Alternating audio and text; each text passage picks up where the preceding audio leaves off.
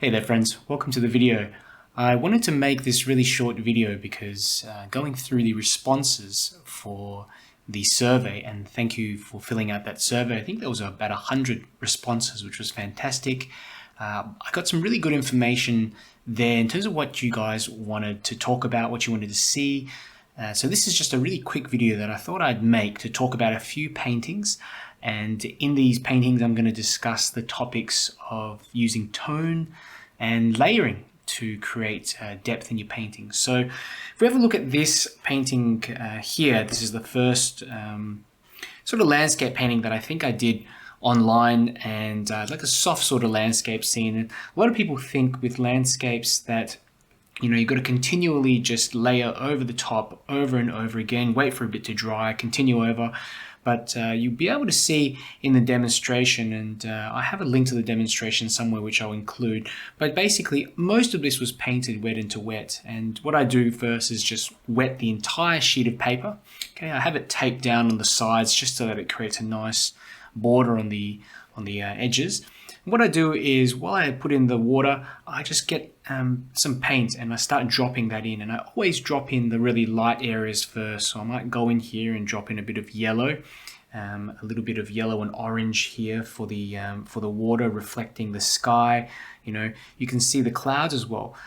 They have a very, very soft edge, and that's because I also drop in the clouds at exactly the same time that I'm also doing the sky and these warmer mixes. Even a bit of this grey that I've dropped in. Greys are just mixed up of every color that you have, mainly your primaries. If you mix them together and get a nice soft grey, drop a bit of that in while it's still wet, and you get this nice little effect.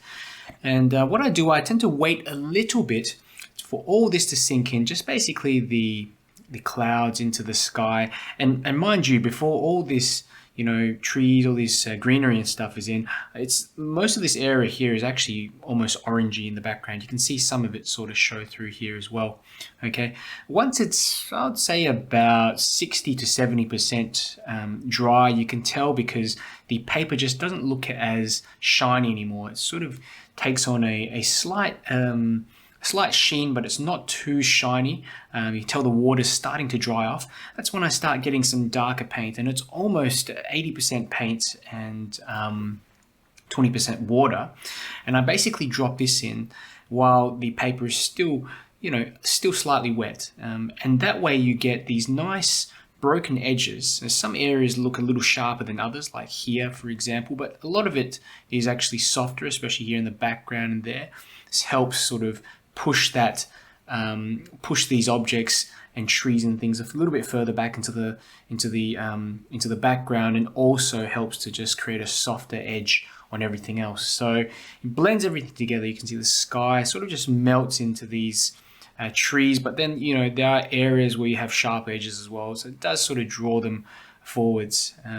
So I pretty much complete that same exercise, just dropping in all that paint in there. I get some different colors as well. You can see I use a bit of green, bit of brown, bit of gray, and just bring that forward all into the foreground. In the foreground, you can see I've got some more dramatic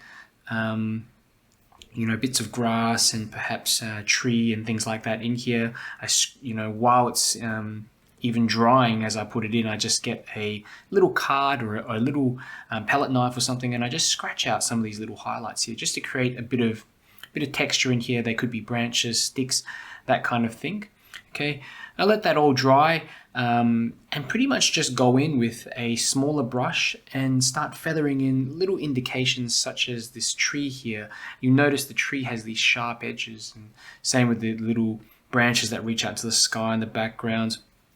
Some sharper sort of reflections in the water as well. And when you have the combination of all these soft sort of edges with some sharp edges as well, and especially with the darkness here in the foreground, the darkness, a little bit more darkness here in the background compared to the sky, that's how you create that feeling of depth.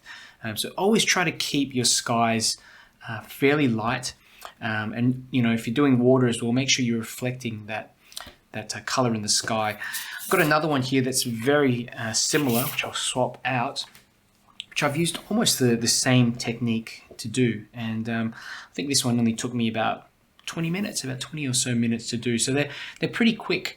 So I would recommend, if you're at home and you're wanting to practice some wet in wet landscapes and understand just how to create a bit of depth in your painting, try this out. Wet the paper first, and once you've wet the paper, you can drop in a little bit of warmer color in the sky. The main thing is that it's lighter color. I mean, you can go with a cooler color and a cooler reflection as well. And then you can start dropping in some paint. And I try to put in some more details in the foreground as well. The extra details that you add in that are kind of closer in as well, that creates that sense of depth. Because as you move into the background, what you find is that there's less detail. But you'll be able to see closer in the foreground, little bits of detail here and there. But it does depend too. So you will notice in some reference photos are very sharp, and you can see detail in all aspects. But I'd say the contrast between the sky and the land are just super important there. Make sure that the land is darker compared to the sky, because that's going to make it stick out, come forwards, and push that sky backwards, make it look a bit softer. Okay, so here's a little, another one that I've done as well of some boats. Very quick landscape. I don't think this took me too long at all, and you can see very similar technique here in the water. I've just wet the entire sheet. I've dropped in a bit of this orangey yellow color, dropped some of it in here as well at the in the water to show a bit of a reflection coming off. While it's all wet, just feather in some darker, sort of cooler colors around the edges and some cooler colors around the water as well, keeping sort of these little streaks of orange coming through. And it's very difficult to preserve that, because you just got to tap that brush on and move it through and hope that it blends in nicely. But you can leave a little bit of room in between just to let the orange and the cooler colors sort of blend together nicely. So here I've emphasized a little bit more of the hills in the background. I probably would have made them actually a lot lighter if I had a second go, but it does show the difference, and it does make that sky push that sky back a little bit further.